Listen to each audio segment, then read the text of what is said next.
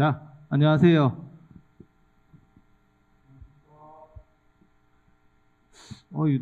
너무 사람이 없는 티를 내는데, 뭐, 마치 사람이 많은 것처럼 뭔가 좀 해야 될 것 같은데, 에, 자, 오늘, 뭐, 새해가 밝았다, 어쩐다, 뭐, 이렇게 얘기하지만, 이게 참 기준들이 굉장히 애매하죠. 뭐, 호랑이 해?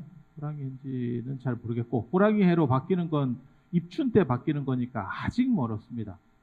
그건 뭐, 까마득하게 먼 얘기고, 그래서 그냥 떻게 보면 양력 기준으로서의 한 해가 새로 밝은 거고, 사람들이라고 하는 거는 다 마찬가지예요. 어, 뭔가 변화의 의미를 주고 싶어 하는 거죠. 지금이 음력으로 보면 선원 동안거에서는 지금 한 반철 정도가 지났고, 절반 정도가 지났고, 그리고 이제 양력 기준으로 봤을 때 새로운 한 해가 시작됐고, 그래서 뭔가를 좀 추스리고 또 마음을 바로 하고 그렇게 하려고 하는 그런 노력들이 일어나는 게 어떻게 보면 이런 기도가 아닌가 싶습니다. 그래서 제가 좋아하는 말 중에 그게 있어요. 사마천의 사기에 보면 천리마 엉덩이에 붙어 있는 벼룩은 천리를 간다. 제가 그 얘기 참 좋아하거든요. 그게 그냥 빨면서 간다라는 얘기예요. 너무 어떻게 보면 행복한 얘기지. 내가 타고 있는 그 자체가 그냥 벼룩은 그냥 벼룩 일만 하는 거예요. 물론 그게 가려는 생각을 안 한 벼룩에 걸렸으면 어떤 일이 벌어졌을까 그런 생각도 있거든요. 그래서 어느 순간 벼룩이 아무 생각이 없었는데 땅에 내렸더니 야 이게 완전히 다른 세계에 와 있네. 이렇게 될 수도 있겠죠. 그래서 가려는 의지를 보인다면, 가려는 의지를 보인다면, 야, 저렇게 가는 방법도 있구나. 그게 이제, 묻어가는 거, 묻어가는 거. 그래서 제가 늘상 얘기하는 게 있어요. 복 있는 사람을 묻어가라. 그리고, 용수의 십주미바사론에 보면 거기서도 그런 얘기가 나오죠. 이행도 난행도 이래서, 이행도라고 하는 것은 마치 배를 타고 가는 것과 같고, 난행도와 같은 것은 걸어가는 것과 같다. 그래서 배를 타고 간다라고 하는 거는 그냥 누워서 간다는 뜻이에요. 예전 실크로드 생각하면 실크로드가 천산남로, 천산북로, 서영남로 이렇게 해서 타클라마칸 사막을 위아래로 해서 그 다음에 천산산맥을 위아래로 해서 이렇게 길이 나 있는데 그 길로 계속 다니다가 나중에 해상 실크로드가 열리면 하루아침에 육상 실크로드가 거의 뭐 개점 휴업이죠. 개점 휴업. 그래서 그러다 보니까 도난 같은 저런 일들도 벌어지는 거고, 하루아침에 사람들이 싹 써놨어요. 어떤 일이지? 왜 다 사람들이 차례차례 이렇게 갔으면 들고 갔을 건데 왜 저 사람들은 놓고 갔을까? 라고 하는 게 그냥 개점 휴업 하다가 어떤 일 같은 거 당해서 갔다 온 거죠. 갔다가 못 왔죠. 올 생각은 했었는데 갔다가 못 왔죠. 그래서 그런 상황들이 연출되는 겁니다. 그래서 육상이라고 하는 것은 그만큼 어렵고 해상 실크로드가 딱 열리면서 육상 실크로드는 끝났습니다. 배가 훨씬 걷는 거에 비해서 편했기 때문에. 그래서 용수가 얘기하려고 하는 것도 그거예요. 극락에 가는 데 있어서 배를 타고 가는 것과 그 다음에 걸어서 가는 것은 차이가 크다. 그래서 배를 타고 간다라고 하는 것은 이제 아미타 부처님의 서원의 배. 그걸 요즘이 아니고 사찰에서는 이제 반야용선. 그래서 49제나 천도에 지내고 있으면 제일 재밌다고 해야 되나 이런 생각이 드는 게 그거죠. 종이배 이렇게 해가지고 흔들고 띄우고 뭐 이렇게 그래서 뱃줄이라고 하는 문화가 아직도 남아 있는데 처음에 볼 때는 되게 재밌었어요. 이제 자주 보니까 좀 익숙한데 저 배로 과연 극락까지 갈 수 있을까? 하늘을 나는 배인데 일종의 그게 하늘을 나는 배. 저거 시원찮아 가지고 저거 10만 원 국토를 가야 되는데 저기 갈 수 있을까? 그물 같은 거 닿으면 비 오면 저거 뭐 한 방에 가는 거 아니야? 훅 가는 거 아니야? 그렇지만 이제 상징이니까 그리고 저게 맨 마지막에 불에 태우는 구조라서 그런 식의 종이를 쓰는 거고요. 그 다음에 예전에는 종이가 귀했죠. 지금하고 시절이 달라가지고 그래서 종이배라고 하는 다른 걸 쓰면 불에 타지 않죠. 그래서 종이배를 타고, 그게 이제 반야용선이죠. 반야용선을 타고 그렇게 가는 그런 구조들을 만들어 놨죠. 그래서 쉽게 간다라고 하는 것은 굉장히 좋은 거고, 그리고 그렇게 쉽게 갈 수 있는 방법 중에서 제일 좋은 게 뭐냐면 센 사람한테 붙어갑니다. 그리고 그렇게 붙어가려면 일단은 나를 버려야 돼. 내 색깔이 있고 내 생각이 너무 많으면 못 붙어갑니다. 남에게 붙어가는 데 있어서 가장 좋은 비법은 수긍이죠. 수긍. 그래서 제가 그런 얘기도 하는데, 대나무 밭에서 자라는 등나무는 대나무를 감고 올라가서 하늘로 올라간다. 보통 등나무는 이제 바닥에서 기어다니는데, 원주 스님 계속 서 계실 거예요? 너무 힘들 것 같은데 그 포지션을 잘못 잡은 것 같아요. 처음에 빠질 때 이렇게 기어가서 빠졌어야 되는데 한번 쏟다가 뭐 1시간 동안 쓸 것 같은, 제가 구해주는 거예요, 스님. 자, 그렇게 해서 등나무라고 하는 속성은 이렇게 감는 속성이 있잖아요. 구불구불하고. 그렇지만 대나무를 만나게 되면 대나무를 타고 비상할 수 있는 거죠. 그래서 주변 조건이라고 하는 것도 굉장히 중요해요. 바둑 같은 경우 제가 요번에 오랜만에 바둑을 한번 더 볼까. 요즘 책 쓰다가 너무 진도가 잘 안 나가서 머리가 바꿔 아파. 머리가 아픈 거는 사실은 진도가 안 나가서 머리가 아픈 게 아니고 생각보다 어려워져서 머리가 아픈 거거든요. 생각보다 어려우면 왜 머리가 아플까요? 안 팔릴까봐. 안 팔릴까봐. 딴 거 없어요. 내가 어려운 게 아니고 독자에게 어려우면 끝나는 거거든요. 그래서 내가 생각했던 난이도의 범주를 벗어나고 있는데, 근데 이게 쉽게 설명할 방법이 마땅히 없는 거야.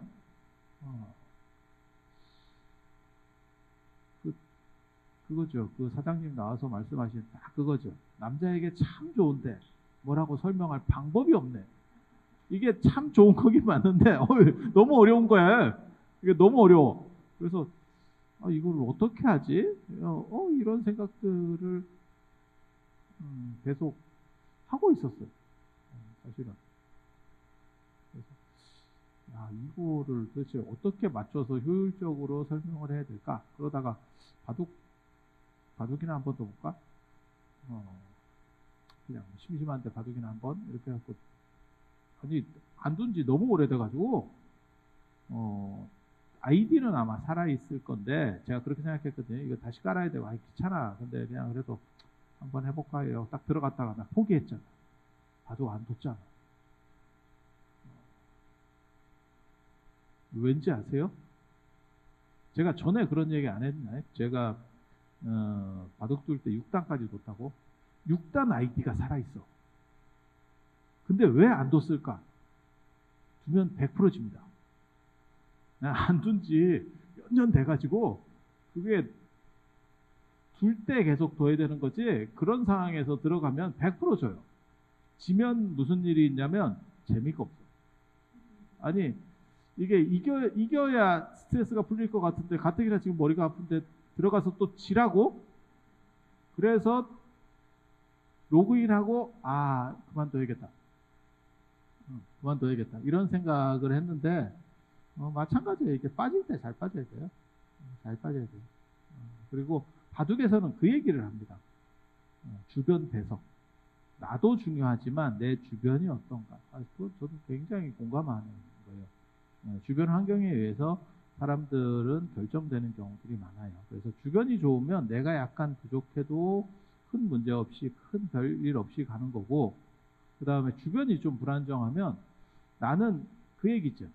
나는 가만히 있으려고 하지만, 나무는 가만히 있으려고 하지만 바람이 가만히 있게 안 해준다.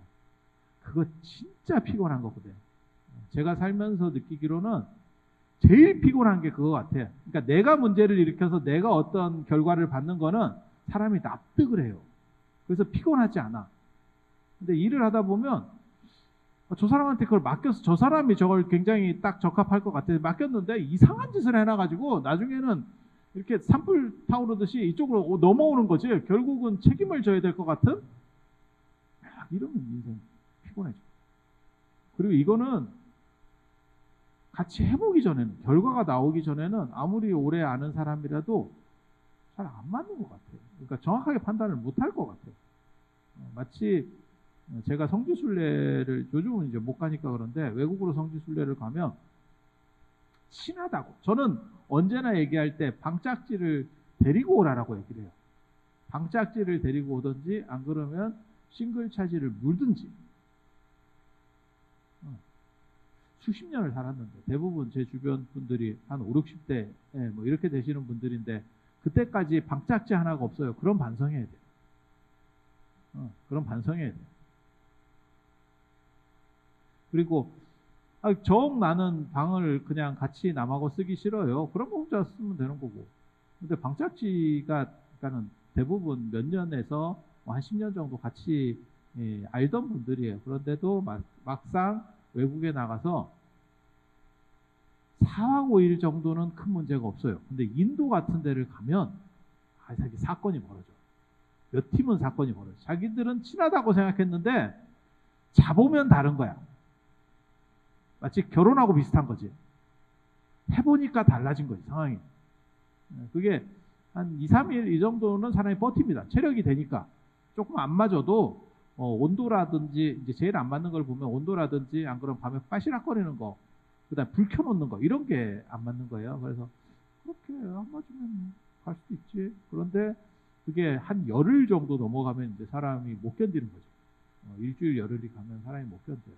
그래서 마찬가지예요. 이게 경험해 보지 않으면 사실 그런 부분들은 잘 알 수가 없는 것 같아요. 그러니까 깨어 있을 때는 굉장히 친해요. 근데 같이 자보면 잠자리는 안 맞는 거예요. 잠자리는 안 맞는 거예요. 그래서 누구는 뭐 에어컨을 틀고 잔다는 둥, 그 양반은 갱년기인 같지. 에어컨을 틀고 자고 누구는 뭐 자다가 씨앗이가 됐다는 둥, 뭐 냉동창고인 줄 알았다는 둥, 뭐 별로만 얘기를 다 해. 뭐 방을 바꿔달라는 둥, 야 씨 내가 어떻게 바꿔줘? 나랑 쓸 것도 아니고. 아니 바꿔줄 방법이 없어요. 왜? 다 팀으로 들어왔기 때문에 한 사람을 바꾸면 또 다른 사람을 바꿔야 될 거 아니에요. 그게 누가 바꿔줄 거예요? 그래서 주변이라고 하는 것도 굉장히 중요해요. 내가 어떻게 사느냐도 중요하지만 내 주변이 어떠냐라고 하는 것도 굉장히 중요해요. 그래서 그게 있어요. 우리나라에도 이제 그게 강해지는 것 같은데 예전에는 뭐 개천에서 용난다 이래가지고 밑에서 성공할 수 있는 그런 구조들이 있는데 지금은 사실 제가 봐도 개천에서 용나기는 어려운 구조입니다. 이 나라가. 그게 이제 사회가 안정이 돼서 그래서 어렸을 때 사실 돈을 많이 투자한 애들이 가능성이 훨씬 커져요. 그러니까 집안이 좀 잘 사는 애들이죠. 그리고 그런 애들은 왜 사람들이 가난한지 잘 모른다는 거예요. 왜 저 사람들은 저런 기회를 가지지 못했을까에 대해서 잘 모른다는 거예요. 왜? 자기는 계속해서 그런 기회들이 왔었거든. 그러니까 세상이 불합리하다라고 하는 자체를 인지를 잘 못해요. 예를 들어서 누가 영어를 못해. 근데 걔네들은 영어를 못할 일이 없어. 왜? 어렸을 때부터 계속 외국에 나갔었거든. 그거는 머리랑 관계되는 게 아니에요. 많이 나갔냐에 관계되는 거거든요. 그런 거죠. 쟤네는 왜 영어를 못하지? 이렇게 생각을 하는 거예요. 자기는 계속 부모가 내보내 줬으니까. 그래서 그런 거죠. 자기도 모르게 상대의 아픔을 못 느끼게 되는 거죠. 못 느끼게 되는 거죠. 근데 달리 얘기하면 그런 상황 속에 안 가는 게 최고로 좋아요. 사실 좀 잔인한 얘기입니다. 그래서 내 주변과 내 자신이 힘들어지지 않는 상황 속에 있을 수 있으면 그게 제일 좋은 거고, 그런 데 있어서 전생의 복을 닦아놨으면 얼마나 좋겠어요. 저도 늘상 그런 생각을 해요. 제가 전생에 뭘 잘 못해놔가지고 뭐가 잘 안 터지는 것 같다. 굉장히 사는 게 힘들다. 우리는 맨날 그런 생각을 하는데, 저는 살면서 거의 노가다로 살았습니다. 그러니까 몸으로 갖다 다 박아서 무언가를 이뤄내는 거고, 100을 박으면 한 70, 60 정도의 효과가 와요. 그래서 제가 늘상 얘기하는 게 주변에서 태클만 안 걸어주면 고마운 사람이다. 저는 그렇게 생각하면 살거든요. 내가 혼자서 헤쳐나갈 수 있고 누가 걸지만 않으면 다행이야. 근데 잘 모르는 분들은 제가 이러고 있으면 되게 편하게 산 줄 알더라고요. 그래서 그 얘기를 안 해, 누가. 야, 너가 그렇게 힘들게 살았다는 걸 좀 어필을 해봐. 근데 우리 또 짜는 소리는 잘 안 하거든. 그리고 계속해서 그렇게 투쟁적으로 살았어요. 그래서 스트레스도 안 받고, 남이 뭐라고 해도 신경은 안 써. 평생 뭐 그렇게 살았기 때문에 에너지가 많은 사람은 남의 말에 스트레스를 안 받아요. 저만 그런 것 같지는 않더라고. 다 똑같아. 그러니까 멘탈이 약한 사람들이 에너지가 좀 약해. 그래서 주변을 신경 쓰는 사람이고, 우리 같은 사람들은 내일이 바쁘지. 내일이 바빠서 다른 사람이 뭐라고 하든 어쩌든지 간에 그걸 신경 쓸 여지가 없어요. 내일이 바빠가지고 내 발등에 지금 불이 떨어졌는데 무슨 남의 신경을 쓰겠어. 이렇게 가는 거예요. 그래서 전생의 복을 닦아놨으면 참 좋았을 건데 그게 잘 안 되니까. 그래서 저는 제가 늘상 말씀드리는 거 있잖아요. 저는 제가 살지 않는 모든 절에 가서 복전함에 돈을 놓습니다. 절하기 전에 돈을 놓습니다. 그리고 그렇게 하고 난 뒤에 내 인생이 바뀌었다고 생각합니다. 교장 선생님이 좋아하시는 그것 중에 그 원료범의 요범사원이라고 하는 게 있는데, 원료범이 적선파거든요. 적선파, 도교 원료는 도교입니다. 그게 적선파이시던데, 적선이라고 하는 게 선을 쌓는다. 적선지가 필요여 경적악지가 필요여 아마 그런 주역에 나오는 개사전에 나오는 얘기에서 그 사람이 모티브를 얻었을 거예요. 적선파가 선을 계속해서 쌓으니까 인생이 바뀌더라. 결국 그거예요. 핵심은. 저는 최대한 어떤 식으로 살려고 하냐면 복 있는 사람 옆에서 빌붙어야겠다. 그리고 그게 이제 부처님한테 빌붙어서 어떻게 해서든지 간에 좀 저거를 잘 해보겠다 이런 생각이 있어요. 그러니까 천리마지. 저한테 부처님은 천리마지. 나는 벼룩이고, 그리고 저는 천리를 가고 싶어하는 벼룩인 거야. 원대한 야망을 가진 유목벼루지. 유목벼룩.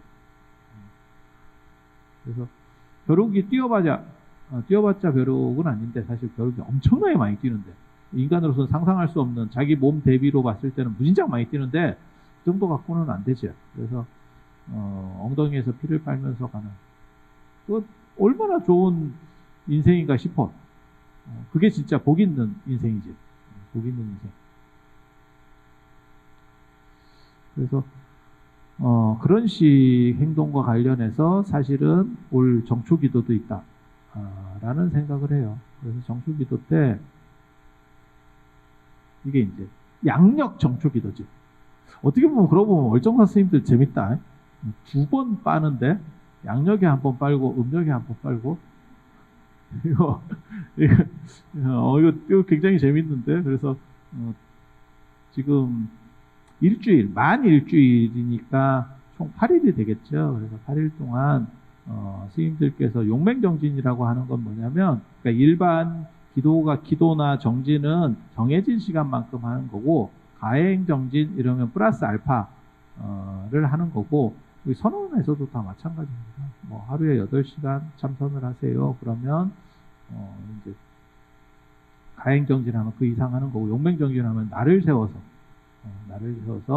보통 이제 음력 12월 8일 부처님 성도제일 때도 하고, 안 그러면 2월 8일에서 2월 보름 동안 출가 열반 기간에도 하고, 뭐 이렇게 하는 전통들이 있습니다. 그런데 우리 스님들이 일주일 동안 철야로 한 사람이 할 수 있으면 대박인데, 한 사람이 철야로 일주일 동안 하면 기도는 성취될 것 같은데, 그냥 기도가 성취되는 동시에 죄를 지낼 것 같기도 한 그런 상황이 연출되겠죠. 그래서 그렇게까지 못하고 릴레이로 한대. 릴레이로. 그래도 릴레이 기도가 괜찮잖아요. 제가 제일 웃겼던 건 뭐냐면 국회의원들이 릴레이 단식한다는 거. 야, 이게 무슨 단식이야? 단식이 릴레이가 되나? 나 그런 생각도 했었거든. 근데 뭐 그런 것도 하더라고요. 그렇게 해서 지금 앞에 초를 켜고 그 다음에 꽃을 이렇게 배치를 해서 기도하는 상을 만드는 거예요. 그게 뭘 하는 거냐면 흐트러진 것들을 이런 기회를 통해서 새로운 날을 맞아서, 물론 뭐 새로움이라는 것은 선적으로 보면 없는 거죠. 매일매일이 새로운 거고, 어떻게 보면 매일매일이 태양이 같은 거기도 하고, 매일매일의 태양이 새로운 거기도 하고, 이런 건데, 그렇지만 의미 부여를 하는 거죠. 지금도 마찬가지라는 생각이 들어요. 아니, 나 오늘 아침에 그 카톡 보고 짜증나가지고, 카카오톡에서 그 문자 보냈던데, 한 살이 배달됐습니다. 야씨, 문자를 그렇게 보내. 지금 죽어가고, 가뜩이나 죽어가고 있는데, 그게 떡국 판매 문자예요. 떡국 판매 문자. 떡 판매 문자. 한 살이 배달됐습니다. 이거 기가 막힌 그 카피긴 한데, 야, 이거 기가 막힌 카피니까 제가 머릿속에 이렇게 남아있겠죠. 받자마자. 야, 떡국 광고를 이렇게 하는구나. 나 성공을 했어. 근데, 한 살이 배달됐습니다. 틀린 말은 아닌데, 박히는 말이에요. 그게 가슴에 박힌다는 말이 뭐냐면, 죽어가고 있다는 얘기죠. 젊은 사람 같으면 안 박힐 거예요. 그냥 재미만 있었을 거예요. 그래서, 뭔가 의지를 다잡는 기준을 가지고, 새해라는 기준을 가지고 의지를 다잡는. 선언에서도 반철 정도 이렇게 지나면, 제 생각은 그래요. 제 늘상 모든 경험에 의하면 반이 지나면 사람이 재미가 없어져. 그리고 익숙하면서 무뎌지죠. 매너리즘에 빠진 상황, 이런 건데. 그래서 저런 상황에서 다잡을 수 있는 거는 스스로 의지를 되새기는 것밖에 없어요. 학교도 그래요. 학교도, 대학도 제가 그런 얘기 했거든요. 한 6학년 되면 저거 졸업할 수 있는 사람이나 있었나, 이런 생각을 했었어요. 왜냐면, 한 2학년 정도 끝나고 3학년 1학기 정도 들어가면 재미가 없습니다. 익숙하니까 재미가 없는 거예요. 여행도 마찬가지다. 여행도 인도 성지순례 같은 데 이렇게 가면 뭐 10며칠이고 어떻게 해요. 그런데 열흘짜리 여행이든 12일짜리 여행이든 마찬가지예요. 딱 절반까지는 굉장히 늦게 갑니다. 그리고 절반 가면 그 다음부터는 내리막길이에요. 금방 갑니다. 반환점만 돌면 인생이 금방 내려가요. 그렇게 해서 제 주변에는 이게 반환점을 도신 분들이 너무 많아가지고 지천이 반환점이야. 반환점이 아니고 꼬린점에 있는 분들도 있죠. 그런데 그런 분들일수록 익숙한 거에 의지해서 자신을 합리화하지 말고 새로움을 거기서 끊임없이 연출해낼 수 있도록 자신의 의지를 다지는 게 중요하고, 그게 사실은 오늘 같은 이런 양력 기도, 정초 기도의 의미라고 보는 거예요. 그리고 거기서 가장 중요한 포인트는 뭐냐? 부처님 엉덩이에 이렇게 잘 붙어 있으라는 거. 천림 엉덩이에 붙어 있듯이. 그게 이제 석가모니 불기도를 하는 거예요. 석가모니 부처님을 찾고. 그래서 석가모니 부처님의 그런 가피들 속에서, 행복이라고 하는 거는 젊었을 때 행복도 있고, 나이 들어서 행복도 있고, 어렸을 때 행복도 있어요. 그 기준에 맞는 행복을 찾으면 돼요. 제일 이제 안타까운 거는 어렸을 때는 미래의 행복을 추구하고, 그 다음에 나이 먹어서 어느 중년층 정도가 됐을 때는 안정의 행복을 추구해요. 근데 그러지 말고, 자기가 내가 지금 가질 수 있는 정도의 행복을 추구하는 게 가장 후회가 없습니다. 후회가 없어요. 저도 제가 살면서도 이제는 안타까웠던 것 중에 하나가 뭐냐면, 제가 굉장히 잘못 생각하면서 있었던 게 있거든요. 그게 마시말로 이야기에 나오는 거하고 똑같은 거예요. 어느 정도 참으면 인내는 쓰고 열매는 달다. 그 얘기 어렸을 때 내가 그런 게 맞는 건 줄 알았어요. 그래서 끊임없이 참다가 마치 적금 넣듯이 내가 조금씩 노력하다가 어느 순간에 그걸 가지고 뭔가를 잘 해보겠다. 물건을 내가 저걸 너무너무 가지고 싶은데 저걸 가지지 말고 조금씩 더 해가지고 더 큰 걸 뭔가를 해보겠다. 이게 참 거지 같은 생각이 듭니다. 야, 커서 각성한 게 그거예요. 그게 아니고 필요할 때 사는 거예요. 필요할 때 지르는 거야. 그게 행복을 사고 만족하는 거예요. 그걸 참고 어쩌고 하다 보면 그 느낌이 사라져서 나중에는 그 물건이 올 때 되면 기쁘지가 않아요. 사람도 만나고 싶으면 그냥 만나는 거예요. 그게 너무 거리가 멀고 어쩌고 아직 만나고 싶지 않은 거예요. 그래서 하고 싶으면 지르고 살아. 특히 연세 드신 분들은 더 그래야 된다라고 저는 생각해요. 근데 연세 드신 분들이 저기 우리가 군부 독재 시대의 개발 시대를 거치면서 그걸 참으라고 계속 교육을 받아서 자기도 모르게 계속 참는 거에 길들어져 있어요. 근데 그렇게 되면 행복 만족도가 많이 떨어집니다. 그래서 끊임없이 지르고 뭔가 해보고 싶으면 크게 주변에 민폐만 끼치지 않는 거면 과감하게 하는 게 좋아요. 하는 게 좋아요. 그래서 자신은 내적으로 이런 벽화모니 기도나 이런 식으로 하면서 내적으로 자신을 바르고 그 다음에 행동은 행복을 선택해서 끊임없이 하세요. 어차피 그 사마천의 사기에 보면 또 그 얘기 있는데 인생이라고 하는 것은 마치 사두마차 네 마리 말이 끄는 마차를 타고 이름으로 말하면 그냥 포르쉐입니다. 포르쉐 16억짜리 포르쉐를 타고 성문을 통과하는 것 같은 거래. 포르쉐는 제로백이 누가 10초도 안 걸리거든. 그러니까 100km까지 올라가는 10초도 안 쫙 하고 그냥 통과한다는 거예요. 그래서 즐길 수 있을 때 즐겨라. 그리고 나이 먹으면 즐기는 것도 무뎌져. 그리고 일반 즐기는 게 아니고 또 다른 즐기는 것들을 찾아내야 돼. 그건 누가 대신 못 해줍니다. 그래서 행복할 수 있는 코드들을 끊임없이 찾아야 되고 그 다음에 내가 지금 행복할 수 있는 거 양보하고 나중에 뭐 어떻게 되겠지 그런 생각은 하지 마세요. 그건 너무 깝깝한 생각입니다. 제가 그거를 각성을 하긴 했는데 저도 그게 잘 안 돼요. 그게 시대적 한계 때문에 그럴 거예요. 저도 군부 독재 세대에 아무튼 개발 시대를 산 사람들은 뭘 절약해야 되고 뭘 해야 되고 뭐 참는 걸 그렇게 가르쳤어. 생각해 보면 북한도 그랬던 것 같아요. 북한도 지그들은 안 참으면서 밑에는 다 참으래.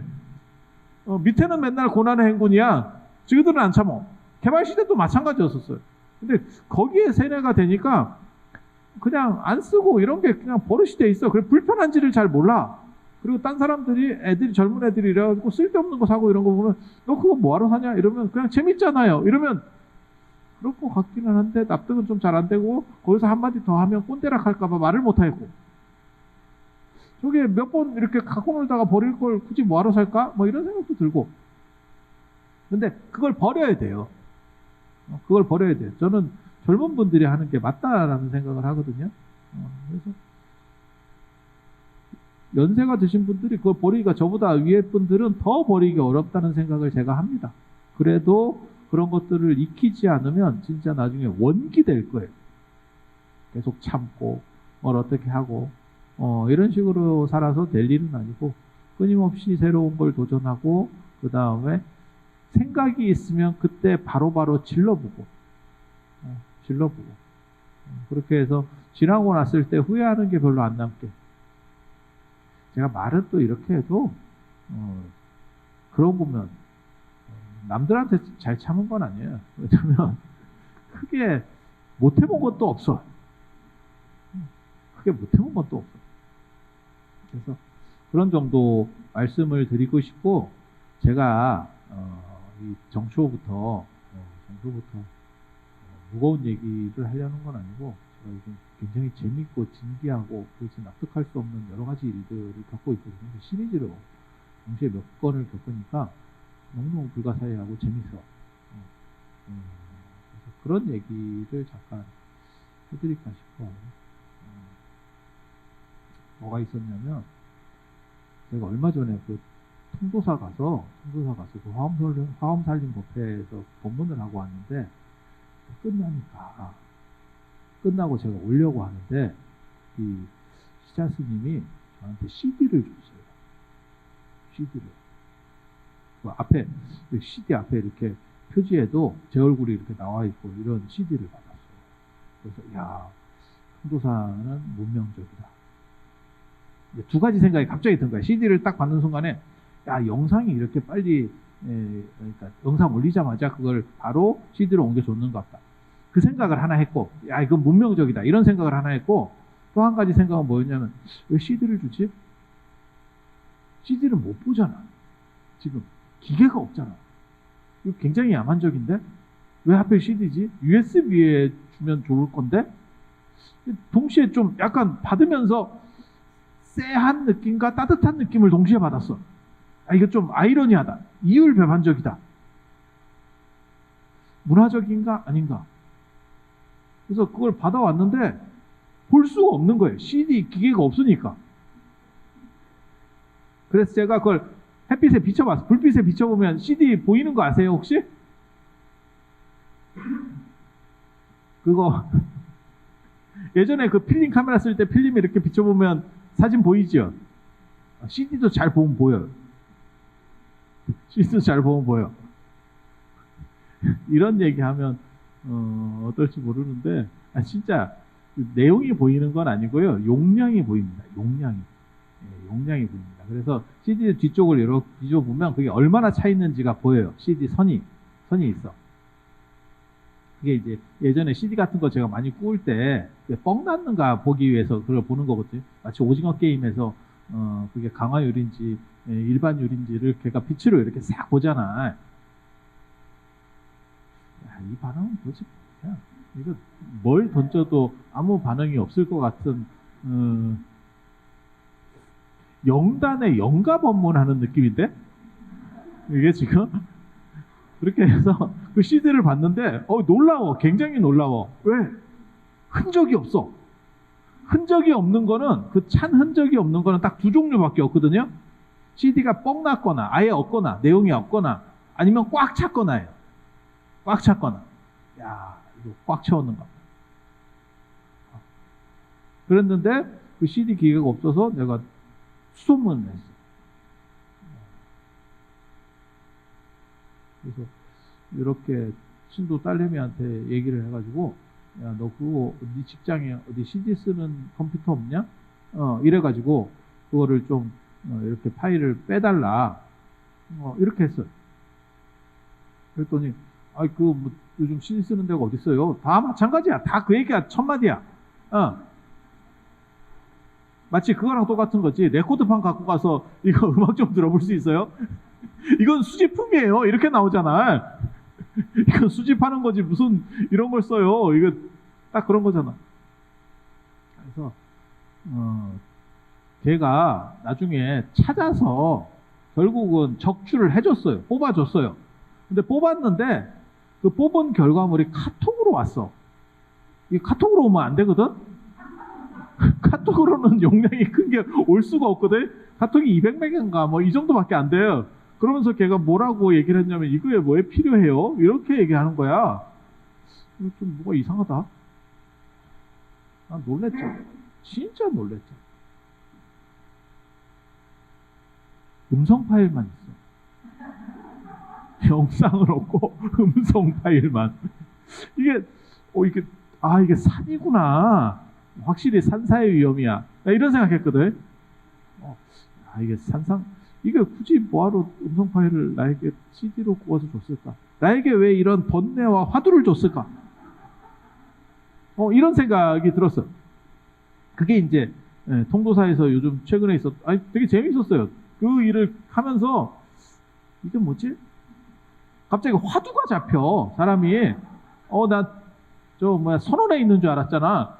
이게 도대체 뭐지? 어떻게 해야 되는 거지? 뭐 이런 거지. 예전에 그거 아세요? 부시 대통령 9.11 테러 당했을 때 그때 유치원인가 있었거든. 부시 대통령이. 근데 9.11 테러가 터졌다고 그게 이제 긴급 보고를 딱 뒤에다가 보좌관이 와서 딱 얘기를 하니까 이 양반 표정이 진짜 웃겼거든. 왜? 이건 굉장히 심각한 일이잖아요. 미국 본토가 직접 공격을 받았어. 그거는 미국이 제대로 건국된 이후에 최초 사건이었고 그거는 뭐 엄청난 사건이잖아요. 9.11 테러 한 방에 전 세계 주가가 반토막이 났으니까 엄청나게 큰 사건이지. 우리나라가 공격받았어요. 이러면 뭐 그런가? 이러고 갔겠지. 그건 너무 큰 사건이었잖아요. 그런데 앞에 유치원 애들이 있는 거야. 그러니까 이 양반이 얼굴 표정을 어떻게 할 수도 없고 안 할 수도 없고 하는 그런 짜리한 그 짤 표정이 굉장히 유행을 했었는데, 저도 비슷하지. 그걸 내가 월정사서로 당했어. 그 뒤에. 나 그거 너무 재밌는 사건이에요. 제가 저기 불교 사회문제연구소에서 호국불교총서라고 책을 내면서 이렇게 월정사 안에 있는 월정사 오대산 전체에 대한 책을 만들었는데, 그게 이제 작년이네. 해가 바뀌었으니까 작년에 책이 나오는 건데 아직 책은 안 나왔어요. 그쪽 일정 사정 때문에. 저는 원고는 다 넘겨졌고. 근데 거기 이제 오대산 관계된 사진들이 다 들어가야 되는데 다 사진을 추려서 넣는데 그때 선원 사진이 이게 깨끗한 게 없어. 저기 만들어진 지가 얼마 안 돼 가지고, 물론 이제 이렇게 얘기하면 네가 가서 찍으면 되잖아. 맞지. 요만큼엔도 틀린 말은 아니지. 하지만 귀찮지. 이게 이제 문제지. 그래서 어떻게 했냐면 사진을 이렇게 좀 월정사 안에서 찾았는데 없어. 그래서 어떻게 하냐면 북대 스님한테 전화를 했지. 그 사진 하나 찍어주면 안 돼요? 그랬더니 북대 스님이 사진을 보내줬어. 몇 장을. 찍혀서 이런 말을 좀 하기는 그런데 내가 고맙다고 말은 했는데 그냥 사진이 그지 같았어. 북대 스님을 아시는 분은 아시겠지만 사람은 굉장히 좋고 그러는데 이런 쪽에는 능한 분이 아니야. 근데 그걸 사진이 마음에 안 드니까 또 찍어주세요. 이게 저 출판사에 내가 보내긴 보냈는데 출판사도 똑같은 반응이야. 스님 이 사진은 못 넣습니다. 이러더라고. 나도 감이 있지. 딱 보는 순간 이거는 책에 못 들어갈 것 같은데 출판사에서 그래 커트 당했어. 근데 그거를 또 전화해서 스님 하나만 더 찍어주시면 안 돼요? 이 말은 차마 안 나오잖아. 그 사람 너무 무시하는 것 같잖아. 그래서 이러고 있었는데 당신이 뭐라고 얘기했냐면 북대 스님이 되게 재밌는데 자기는 사진이 좋은 게 없는데 당신은 없는데 잘 찍는 사람이 있대. 보살님이 있대. 그래서 그 보살님한테 사진을 보내라 한대. 땡큐지. 안 그래도 사진이 지금 실이했는데 땡큐지. 그래서 그렇게 해주면 고맙죠. 그랬는데 사진이 안 와. 사진이 안 와. 근데 그걸 또 재촉하기도 또 애매하잖아. 그러니까 한 달이 건넌데. 근데 의문의 전화가 하나 왔어. 발신자 그게 없는, 보통 그거 제가 잘 안 받거든요. 제가 전화 안 받는데 아는 사람 것만 이제 받지 보통. 근데 뭔가 이렇게 느낌이 우리 또 신기가 있잖아. 그래서 이 번호는 받아도 될 것 같은데 그랬더니 전혀 모르는 사람 번호가 온 거야. 전혀 모르는 보살님이 뭐라 그러냐면 북대 스님한테 얘기를 들었습니다. 이러면서 사진을 보냈대. 근데 왜 못 받았지? 등기로 보냈대. 내가 그때 조금 느낌이 좀 쎄했어. 왜 사진을 등기로 보냈지? 카톡이나 문자나 이런 걸로 사진 몇 장만 딱 보내면 되는데 왜 등기로 사진을 보냈지? 이것도 뭐의 시츄에이션이냐? 이것도 뭐야? 나 이런 생각을 했어. 근데 그 양반이 더 웃기는 게, 나 지금, 그 문제가 아직도 해결이 안 돼가지고 약간 내가 불안에 떨고 있는데, 그 보살님 때문에 내가 불안에 떨고 있는데, 카메라에 있는 SD카드를 보냈대. 근데 거기에 당신 사진이 굉장히 많이 들어있대. 그래서 절대 잊어버리면 안 된대. 그러면 몇 개만 빼서 보내지. 왜 SD카드를 보내? 그러면서 뭐라고 얘기하냐면, 그 사진을 당신이 며칠 날 북대를 가니까 그때 받으러 갈 테니까 그 사진 몇 개 빼고 SD카드를 다시 당신한테 달래. 근데 더 웃긴 건 제가 그때 동지 본다고 저 울산에 가 있었어. 나 그걸 받지를 못했습니다. 내가 이랬거든. 되게 재밌어. 그래가지고 사진 결국은 마감날 지났어요. 제가 이제 와서 그걸 확인했으니까. 그래가지고 와 보니까 이게 등기에 스티로폼으로 싸가지고 SD 카드가 와 있어요. 근데 애석하게도 SD 카드도 제가 열어볼 방법이 없어. 저는 노트북을 쓰기 때문에 마이크로 SD를 쓰지 SD를 꽂는 데 자체가 없어. 이게 마치 그 CD랑 똑같은 문제가 또 벌어진 거야. 가지고 내가 밥 먹으러 갈 때 저 종문소 가서 SD카드를 긁어야겠다. 이런 합리적 생각을 했지. 그런데 또 우리가 또 약간 치맥기가 있어서 밥 먹으러 갈 때는 또 까먹고 갔다 오면 SD카드 들고 갔어야 되는데 이걸 몇 번을 반복했어. 며칠을. 내가 큰 마음을 먹고 그걸 들고 갔잖아. 그걸 들고 갔잖아. 이렇게 해서 딱 그래서 이 보살님한테 내가 그거를 해달라 그랬어. 지금 앉아있는 우리 이 미디어 보살님. 그걸 받았다. 그리고 저거를 USB에다가 내 USB에다가 넣고 USB에 넣고 그 다음에 그걸 받아서 나왔는데 원주실에 그때 뭐 복사하러 갔는데 나 진짜 불가사의야. 진짜 불가사의. 종무소에서 원주실까지 오는 그 한 4, 5m 정도 그거밖에 거리가 안 되잖아요. S까지 잊어버렸어. 어디 가는지를 모르겠어. 거기를 내가 몇 번을 다녔는데 내가 미치는 줄 알았다니까. 저 사람 거 잊어버리면 맞을 것 같은 느낌인데 이게 지금 근데 원판은 있잖아. 원판은 USB로 옮겨놨으니까 그 USB는 안 잊어버렸거든. 그래서 SD카드를 아무리 찾아도 없어. 그래서 USB로 이제 옮겨주면 되니까.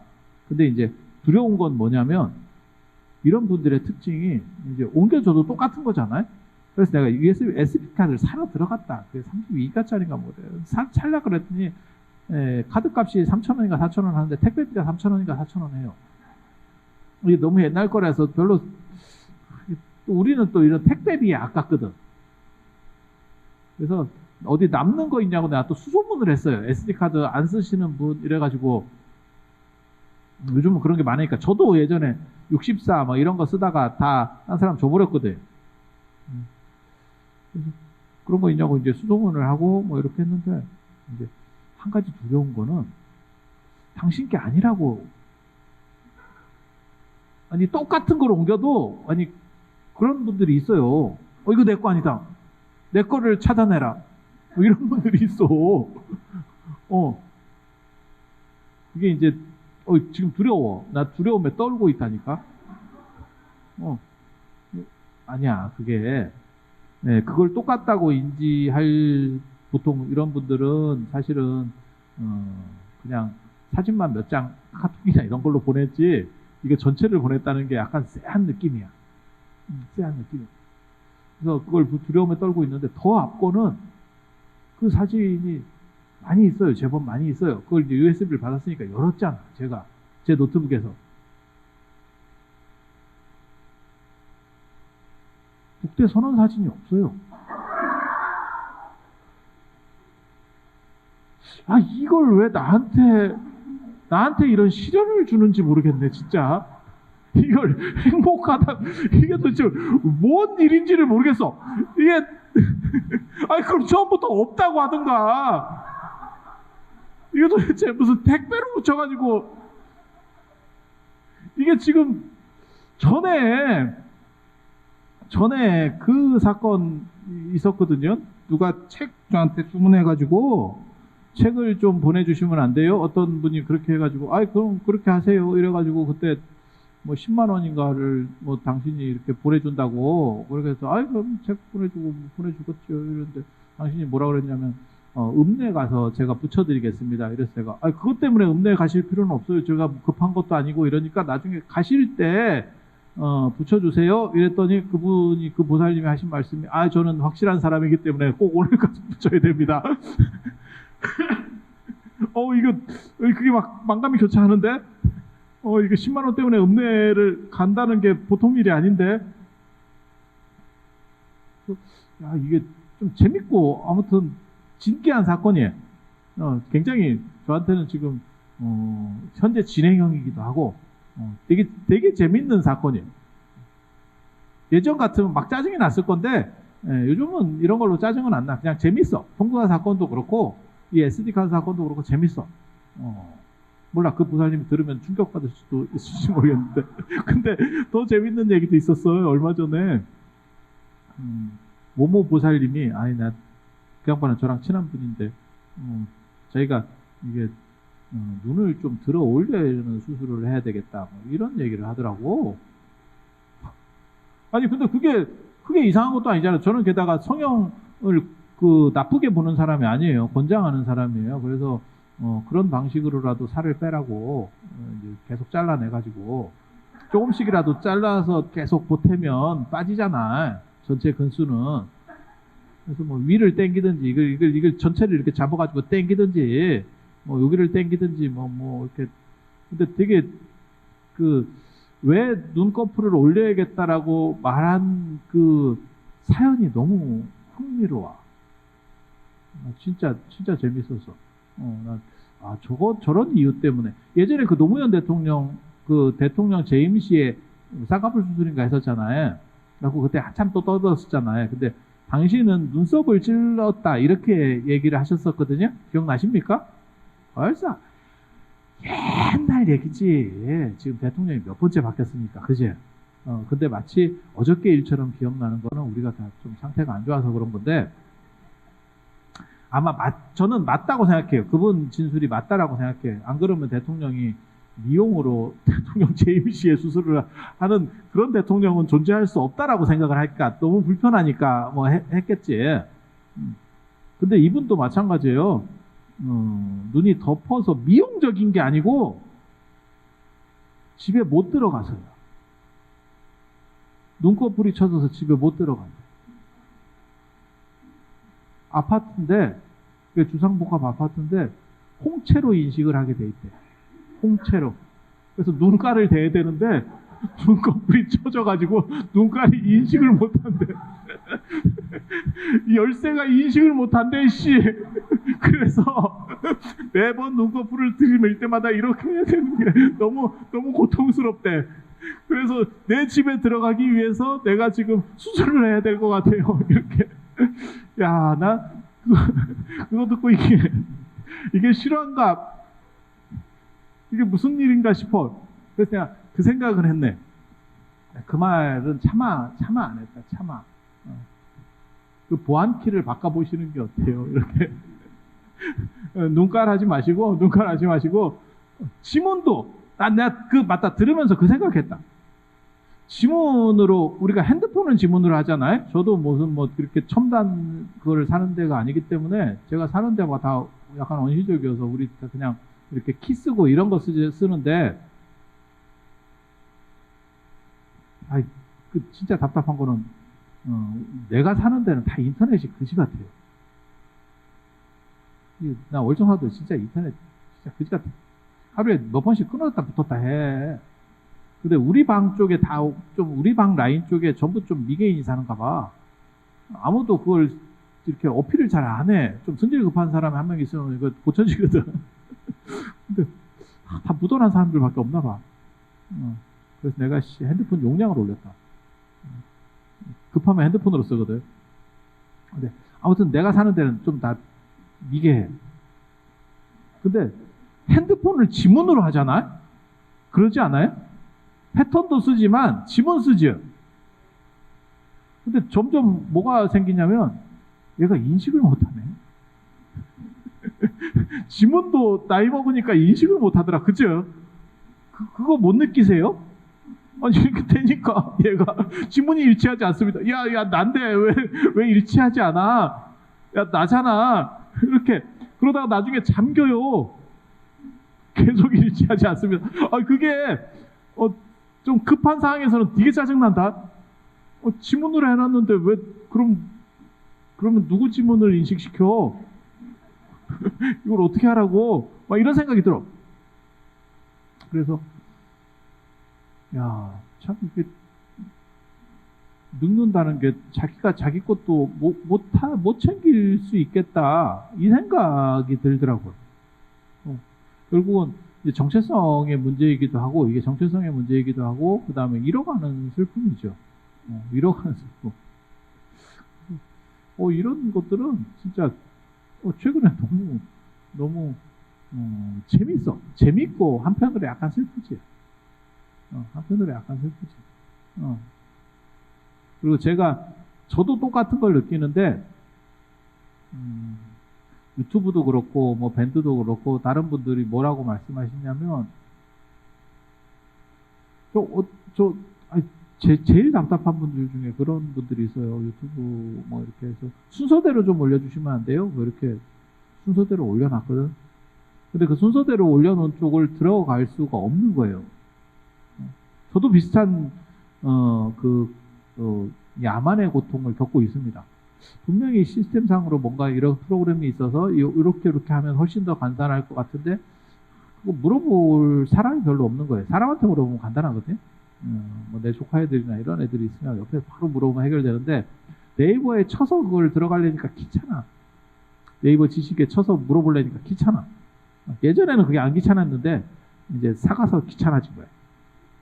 분명히 그거는 늙음의 귀찮음이야. 그리고 어른들은 더 심하겠다라는 생각을 들어요. 어른들은 더 심하게. 물어볼 수 있는 사람이 한 명만 있으면. 그러니까 유튜브나 이런 것도 마찬가지예요. 구독을 잘 못 눌러요. 구독 버튼이 어디 있는지 몰라.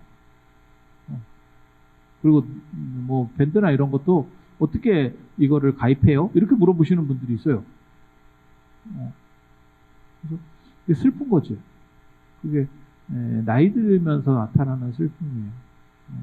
그래서 그런 부분들을 사실 잘 조절해야 되고, 그래서 젊은 분들은 주변에 한두 분이라도 밥 사 먹여 가면서라도 데리고 있어야 돼. 뭘 물어볼 수 있는 사람. 그리고 복이 있으면 제일 좋고, 복이 있으면 제일 좋고. 그리고 복이 있는 데서 복이 없는 데서 복을 받을 수 있는 가장 빠른 방법은 복 있는 사람한테 계속 문대는 거. 그게 아까 맨 처음으로 돌아가서 얘기하면 천리마 엉덩이에 붙어서 피 빠는 벼룩. 그 다음에 대나무 밭에서 자라는 등나무. 등나무들끼리만 있으면 다 굴르고 있을 건데 대나무가 있으면 그걸 타고 올라가면 되니까. 그래서 내 주변 배석을 얼마나 잘할 거냐. 그게 행복과 직결됩니다. 행복과 직결됩니다. 그런 배석 관리도 잘 하시고, 맨 마지막으로 그거 말씀드릴게요. 제가, 매년 교수신문에서 한 해의 사자성어, 뭐 이렇게 해서 발표하는 게 있어요. 발표하는 게 있어요. 그게 재작년에는 아시탑이라고 저도 처음 들어보는 게 나왔었어요. 아시탑이가 번역하면 나는 옳고 너는 그르다 이런 거거든. 그런 사자성어는 제가 알기로는 없습니다. 그러니까 뭐냐면 지금 우리가 쓰는 표현으로 하면 내로남불이에요. 내로남불.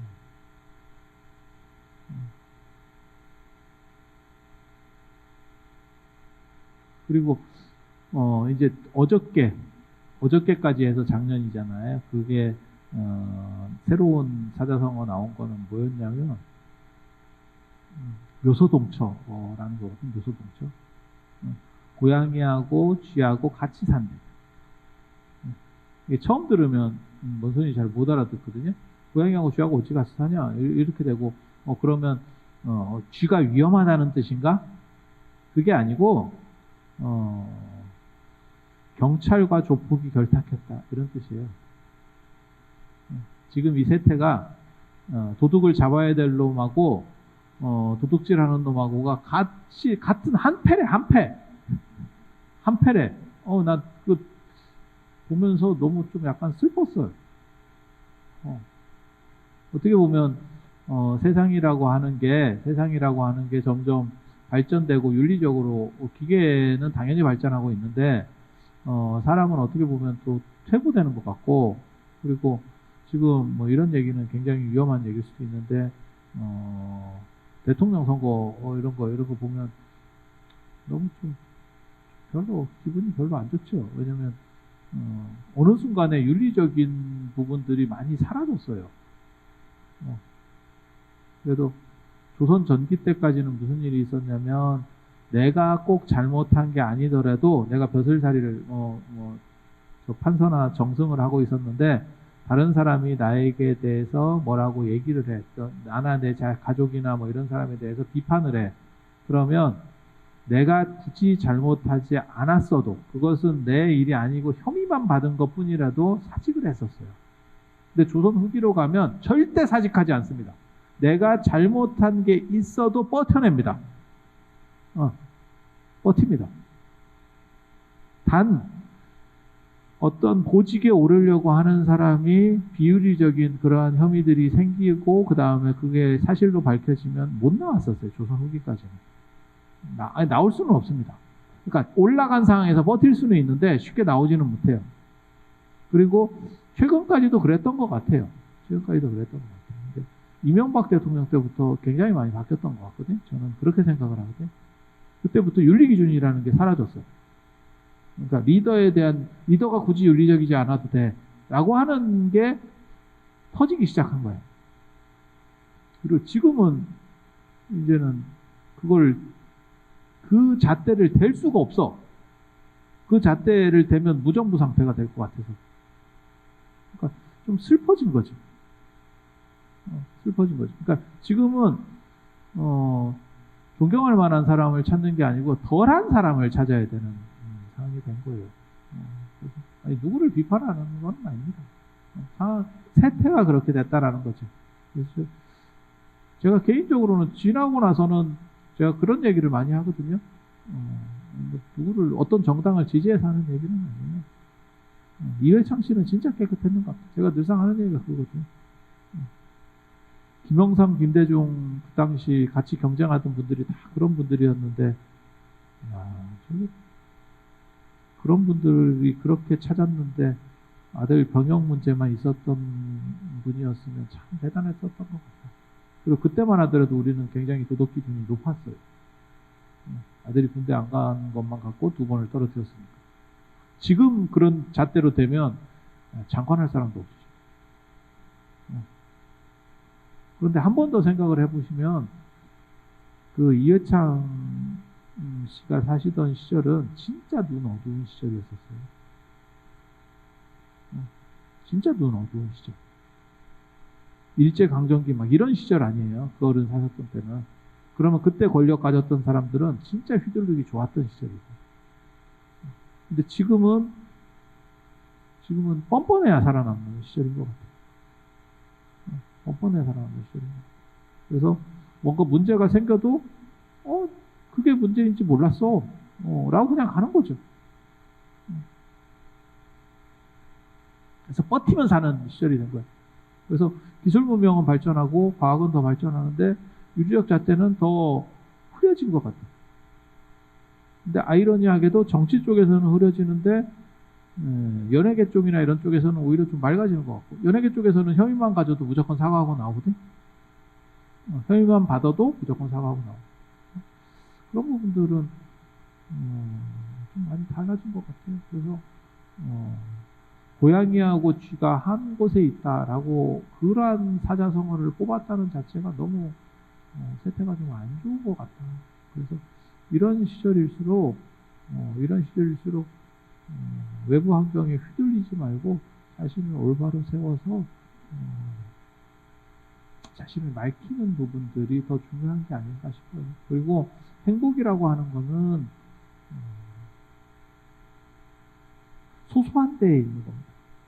큰 것에서 어떠한 굉장히 뭘 참고 노력해서 10년 동안 해서 뭘 이렇게 해서 행복을 찾으려고 하지 말고 지금 할 수 있는 것들, 내 주변에 있는 것들의 고마움을 느끼고 행복할 수 있는 그러한 데 초점을 맞추세요. 그리고 이렇게 한번 기회가 있을 때마다, 그러니까 새로운 해면 새로운 해, 이런 기회들을 맞을 때마다 자신을 한 번 정도 잘못된 게 없나를 살펴보는 그런 반성의 기회로 삼아서 앞으로 나아가기 위해서 반성하는 게 아니고 행복하기 위해서 반성하는 거예요. 제 주변 사람들 중에서 저한테 애들 데리고 와가지고 애 공부 좀 하라고 얘기해 주세요 라고 말하는 사람이 있는데 저는 평생에 공부하라고 얘기하는 사람이 아닙니다. 제가 제일 듣기 싫어했던 말도 그런 말이죠. 행복한 방향을 찾으면 되는 거지. 그게 행복이 공부가 아니면 공부를 할 필요가 없어요. 그리고 여러분도 마찬가지예요. 행복할 수 있는 방향을 찾으시고 그 다음에 이러한 기회를 만났을 때 스스로를 한번 되돌려보고 그 다음에 반성하고 그리고 그것은 더 잘 살고 다른 사람들에게 존경받기 위해서가 아니고 내가 행복하기 위해서다 라는 정도 말씀드리면서 이상 마치도록 하겠습니다. 자, 들어주셔서 감사합니다.